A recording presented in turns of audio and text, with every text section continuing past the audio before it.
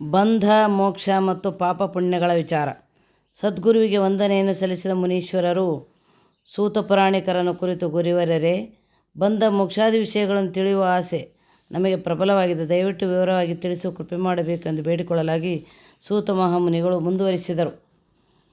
ಬಂಧ ಮೋಕ್ಷವೆಂಬುದು ಒಂದು ಪರಲೋಕ ಸಾಧನೆ. ಜೀವಸಂಜ್ಞೆಯು 8 ಪ್ರಕಾರಗಳ ಬಂಧದಿಂದ ಕೂಡಿದೆ. ಶ್ರೀ ಗುರುಬೋಧಿ ಆಚರಣೆ ಮುಖಾಂತರ ಈ ಬಂಧನವನ್ನು ಹರಿದೊಗೆಯುವುದೇ ಮೋಕ್ಷ ಸಾಧನೆಯು. ದೇಹ ಪಂಚೀಕರಣದ ಪ್ರಕಾರ ಈ ದೇಹವು ಸ್ಥೂಲ, ಸೂಕ್ಷ್ಮ ಹಾಗೂ ಕಾರಣಗಳೆಂಬ ತತ್ವಗಳಿಂದ ಕೂಡಿದೆ. ಸ್ಥೂಲ ಶರೀರದಿಂದ ದೇಹದ ದೈನಿಕ ವ್ಯಾಪಾರಗಳು ನಡೆಯುತ್ತವೆ. ಸೂಕ್ಷ್ಮ ಶರೀರದಿಂದ ಇಂದ್ರಿಯ ಭೋಗಾದಿಗಳು ನಡೆಯುತ್ತವೆ ಹಾಗೂ ಕಾರಣ ಶರೀರದಿಂದ ಆತ್ಮನ ಉಪಭೋಗವಾಗುವುದೆಂಬುದೇ ವೇದೋಪನಿಷತ್ತಿನ ಅಮೃತವಾಕ್ಯಗಳು. ಕರ್ಮದ್ವಾರದಿಂದ ಮಾತ್ರ ಪಾಪ ಪುಣ್ಯಗಳು ಒದಗಿ ಬರುತ್ತವೆ.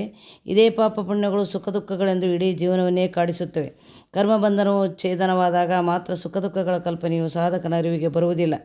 ಕರ್ಮಬಂಧನವು ಛೇದನವಾಗಲು ಸಾಧಕನು ಸದಾಕಾಲ ಶಿವಧ್ಯಾನದಲ್ಲಿರಬೇಕು. ಶಿವಧ್ಯಾನವು ಸಾಧಕರ ಸಾಧನೆಗೆ ಪುಷ್ಟಿಯನ್ನು ನೀಡುತ್ತದೆ. ಪ್ರಕೃತಿ ಹಾಗೂ ಚಕ್ರಗತಿಗಳು 8 ವಿಧವಾಗಿರುತ್ತದೆ. ಇಂತಹ ಚಕ್ರಗತಿಗೆ ಶಿವನು ಸಾಕ್ಷಿ ರೂಪನಾಗಿರುತ್ತಾನೆ ಹೊರತಾಗಿ ತಾನು ಮಾತ್ರ ಇದರಿಂದ ಬಂಧನ ರಹಿತನಾಗಿರುತ್ತಾನೆ. ಆದರೆ ಮಾನವನ ಅಜ್ಞಾನದ ಕಾರಣದಿಂದ ಶಿವನು ಬಂಧನದಲ್ಲಿದ್ದಂತೆ ಭ್ರಮೆಯಾಗುವುದುಂಟು. ಕರ್ಮಚಕ್ರ ಬಂಧನಗಳನ್ನು ತನ್ನ ನಿಯಂತ್ರಣದಲ್ಲಿ ಇಟ್ಟುಕೊಂಡಿರುವ ಶಿವನಿಗೆ ಇನ್ನೂ ಬಂಧನವೆಲ್ಲಿಂದ ಬರಬೇಕು? ಎಲ್ಲ ಕರ್ಮಫಲಗಳು ಹಾಗೂ ಇದಕ್ಕೆ ಪರಿಹಾರ ಸೂತ್ರಗಳು ಸಹ ಶಿವನ ಅಧೀನವೇ ಆಗಿವೆ. ಜೀವನಿಗೆ ಕರ್ಮದ ಫಲವಾಗಲಿ ಆತ್ಮಾನಂದವಾಗಲಿ ಅದು ಶಿವನಿಂದ ದೊರಕಬೇಕಲ್ಲದೆ ಬೇರೆ ಮಾರ್ಗವೇ ಇರುವುದಿಲ್ಲ. ಪರಶಿವನು ತ್ರಿಗುಣಕಾರನೂ ಆಗಿದ್ದಾನೆ. ಅವುಗಳ ಕ್ರಮ ಹಾಗೂ ಆಚರಣೆ ಹೇಗೆಂದರೆ, ಸೃಷ್ಟಿ. ಜೀವರಾಶಿಗಳ ಸೃಷ್ಟಿಕಾರವು ಬ್ರಹ್ಮನದೇ ಆದರೂ ಇದರ ನಿಯೋಜಕನು ಶಿವನೇ. ಪರಶಿವನ ಸಂಕಲ್ಪ ಮಾತ್ರವು ಬ್ರಹ್ಮನಲ್ಲಿ ಆವಾಹನೆಯಾಗಿ ನಂತರ ಸೃಷ್ಟಿ ಕಾರ್ಯ ಪ್ರಾರಂಭವಾಗುತ್ತದೆ. ಈ ದಿಸೆಯಲ್ಲಿ ಪರಮಾತ್ಮನು ಶಿವ ಹಾಗೂ ಚೈತನ್ಯಕಾರಕನಾಗುತ್ತಾನೆ.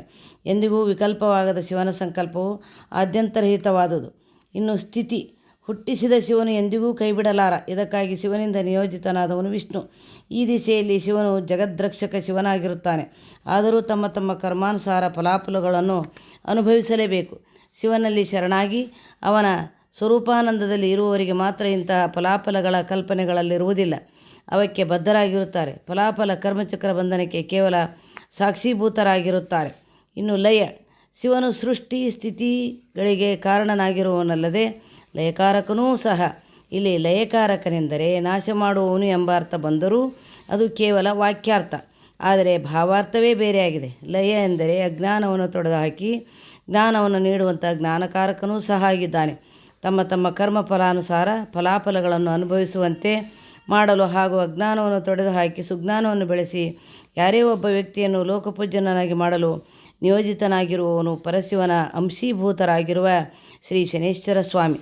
ಹೀಗೆ ಈ ಜಗತ್ತಿನ ಮತ್ತು ಜೀವರಾಶಿಗಳ ಮುನ್ನಡೆಗೆ ಆ ಚಿತ್ಶಕ್ತಿಯು ಸೃಷ್ಟಿಯಲ್ಲಿ ಶಿವನಾಗಿಯೂ, ಸ್ಥಿತಿಯಲ್ಲಿ ಜಗದ್ರಕ್ಷಕನಾಗಿಯೂ, ಲಯದಲ್ಲಿ ಪ್ರಳಯರುದ್ರನಾಗಿಯೂ ಇದ್ದಾನೆಂದು ತಿಳಿಯಿರಿ ಎಂದು ಸೂತರು ಮುನಿಗಣಕ್ಕೆ ಉಪದೇಶಿಸಿದರು.